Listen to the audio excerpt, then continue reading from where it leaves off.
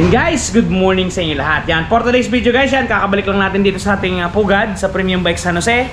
At ang tatalakay natin ngayong araw ay ang bagong-bagong si Yamaha NMAX version 3. Eto guys, nandito na sa ating tindahan ngayon ang pinakabagong NMAX ngayong 2025. Doon sa mga gusto kumuha niyan, dito sa video na to guys ay pag-uusapan natin ang kanyang mga actual inclusion. Ano ba ang mga bagong nadagdag sa itsura niya? At syempre hindi mawawala dyan ang kanyang presyo. Okay, bago natin banatan yan, bago natin tirahin at kanain, syempre, intro muna tayo!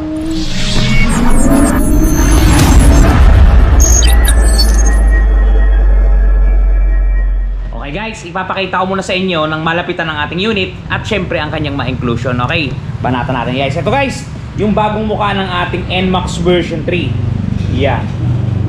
Okay guys, kung mapapansin niyo, yan, parang meron na siya guys ditong hindi ko maano to kung high o low, basta meron siyang parang mini driving light dito sa taas guys, oh. Kita nyo? Parang meron siyang projector lamp dyan sa taas. Tapos dito sa baba guys, ganun din. Meron din siyang projector light dito. Yan, mapapansin niyo. Parang LED to guys. Nakikita niyo naman sa camera, 'di ba? Dito sa camera. Para siyang may LED dun sa loob. Napakalakas na to guys, siguradong sigurado. At ang signal light niyan guys nandito. LED rin yan. Ngayon yung bagong mukha niya. O diba? Ito sigurado dito ang high, ito ang low. Alin sa dalawa. Tapos yung kanyang T-posting ng baba. Ayan guys, oh, meron siyang baba dito. Yung T-post natin parang ganun pa din sa unang mga NMAX. Tapos ito guys yung klase ng kanyang tapaludo. Yan, ABS yan, may sticker. Ganun pa din, medyo maiksi. Ulang dito guys, hindi pa in-improve dito ni Yamaha. Hindi naman lang nilagyan dito nung fender. Sana nilagyan niya na. Pero nilagyan niya na ng patilya guys. Ayun o. Meron na siyang patilya dito. Para siyang X-Max. Yan, di ba? Yan. Yan ang itsura niya guys. Goods sa goods. Kabilaan, ganda. Pati yung kanyang disc brake, ganun pa rin sa dati. Yan. Caliper. Yung gulong niya guys, IRC pa din. Yan, IRC. Ang size nito ay 110/70 by 13 tubeless. At ito pa guys ang kakaiba sa kanya, para siyang may carbon. Pansin nyo ba sa video? Yan o. Yung pagka-plastic niya parang may carbon lodi, pero design lang. Yan o, kita nyo ba? Yan o. Para siyang may carbon na design. Yung busina niya nandito pa rin sa ilalim. Okay, taas tayo. Yung sa may bandang gilid niya guys, meron siyang logo dito. Hindi na sticker ang ginamit. Talagang matigas na plastic na rin tong ginamit ditong logo niya. Yan, color silver siya, kung anong tawag ninyo. Ganito kanyang visor guys. Meron ng kantuhan. Ayan, may kantuhan na. May style na yung visor niya. Tapos dumako tayo dito sa kanyang panel board. Yan, mamaya ipapakita ko sa inyo yung umiilaw na yan. Umiilaw na, pero mamaya na. Ganyan yung panel board guys, medyo malaki na. Ito yung palad ko, malaki to. Sapak na sapak dito. Yan, tapos meron siya ditong dalawang tornilyuhan. Ito, ganito na yung bagong manibela natin guys. Iba na yung cover niya, parang ng robot. Okay, yung switch natin. Yan, busina. Kita ba?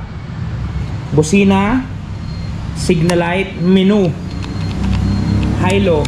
Wala na tayo ditong menu sa ilikod, andito na sa harap. Okay, tapos sa kabila, electric start, hazard, at saka yung ending off on.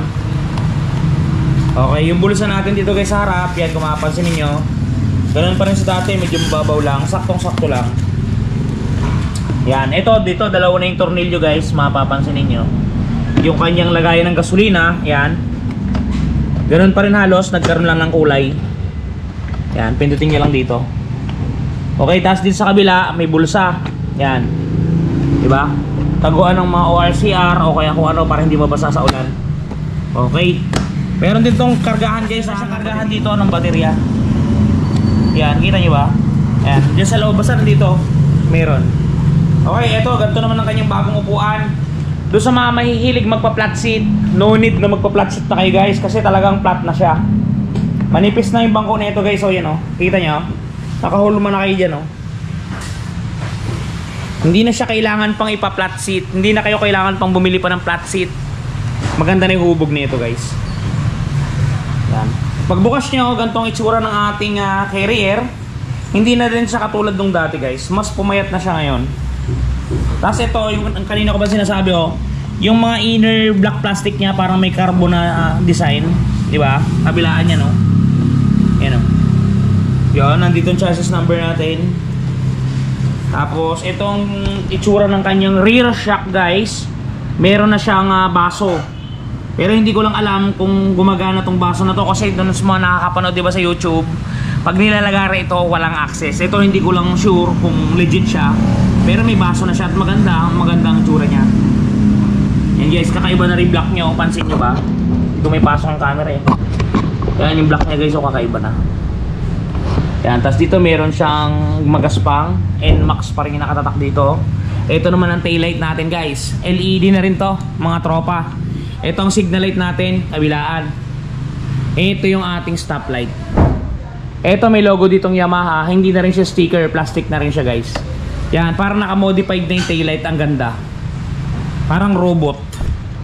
Yan, all in all ganun pa din. Yung kanyang fender, ganun pa rin sa dati. Pende. Yung heat guard ng muffler.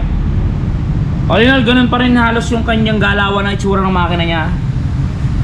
As in, same pa rin. Ito guys, yung sidings niya. Yan yung ilalim niya, may design pa rin guys, kita nyo ba? Ang ganda, may design. Yan yung kabuuang itsura ng ating NMAX version 3. At ito yung inclusion yan pag kinuha nyo ng cash or hulugan. Okay, unahin natin, andito ang kanyang battery. Kagaya pa rin sa dati guys, ang lagayan. Ito, ang tatak ng ating baterya, Yuasa. Yuasa mga tropa. Yan. Maintenance freezing lang ito ng baterya ng Honda Click. Okay, balik na natin. Yan. Yan guys, may takip yan ito. Yan. Yan, dyan yan. May takip yan. Ang itsura ng side mirror ng ating unit. Yan guys. Ganun pa rin sa kagaya ng dati guys. Yan. Tapos, meron tayo ditong remote. Yan. Yan guys. Yan lang yung mga kasama niya. Tapos ngayon guys, i-activate natin para papakita ko sa inyo yung panel board. Guys, para makita ninyo, dito pa lang sa video natin ang itsura ng panel board na to. In-activate yung unit para makita ninyo galawan. Yan guys, kung mapapansin ninyo, panda rin natin yun, yung kanyang panel board, pero patayin muna natin yung ilaw guys. Yan, para kitang-kita ninyo. So guys, panda rin natin para makita ninyo at pag-aralan ninyo yung galawan. Yan, isususi ko guys ha. Yan guys, yung panel board ng ating unit. Yan, makikita ninyo, medyo nasa gitnang banda yung kanyang pinaka-display. Kulay blue yung background natin. Meron tayong ABS, yan, pansinin nyo. May orasan, mayroong speedometer, mayroong fuel gauge, at meron ditong mga record dito sa ilalim. Yung ating mga indicator, yan, signal light nandito sa gilid, signal light ng kanan nasa gilid, hazard natin sabay syempre, yan, high low.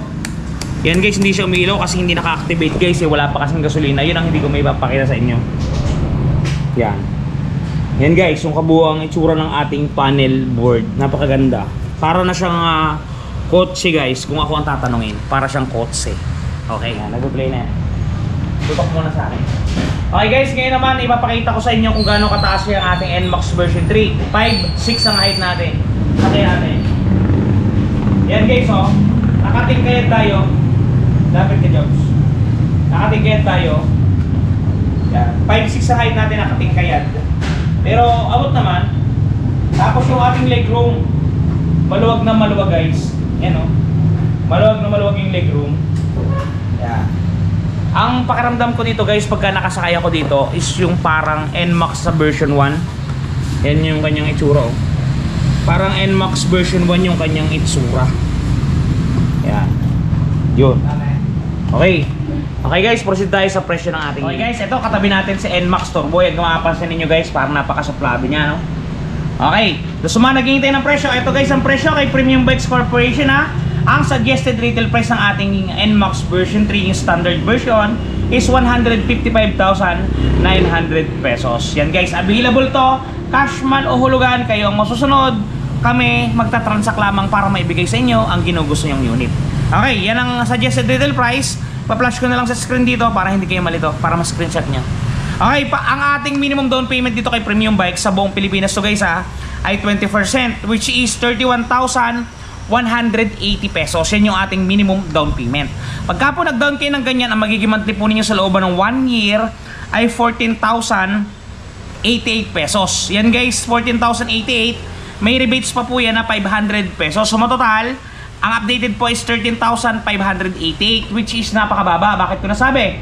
I-divide nyo po sa 30 days ang inyong pagtatrabaho yan. Ang kakalabasan lamang po ay 452 pesos araw-araw. Talaga naman po may nangyayari na. Okay, pagka 2 taon, 8,736. Ang rebates po natin ay 600 pesos. So total, pag updated po, 8,136. Napakababa guys, 2 taon. Pag daily on, 271 ang inyong iaalis o itatago araw-araw. Makakapaghulog po tayo ng ating unit. Okay, ito po, marami po naghihintay na to. Pagka 3 taon, 7,086. Ang rebates natin guys ay 700 pesos. So total, 6,386. Talaga namang may nangyayari na guys, napakababa. 6,386 yan yung magiging buwanan. Kung kayo namamahalan pa, i-divide ninyo sa 30 days. Talaga naman guys, ang daily natin ay 212 pesos lamang. Talagang makukuha na ninyo ang napakagandang si Yamaha NMAX version 3. Talaga namang may nangyayari na. Doon nga pala sa mga gustong kumuha niyan guys, ang kailangan lang natin ay isang valid ID at proof of income. Yun lang ang ating kinakailangan. Yan guys, for example nga pala, maisingit ko lang, nakakuha na kayo ng kahit anong unit dito guys. Tapos hindi sa hinihiling na gasgasan. Ito guys, panoodin nyo, touch plate na nakabubura ng mga gasgas.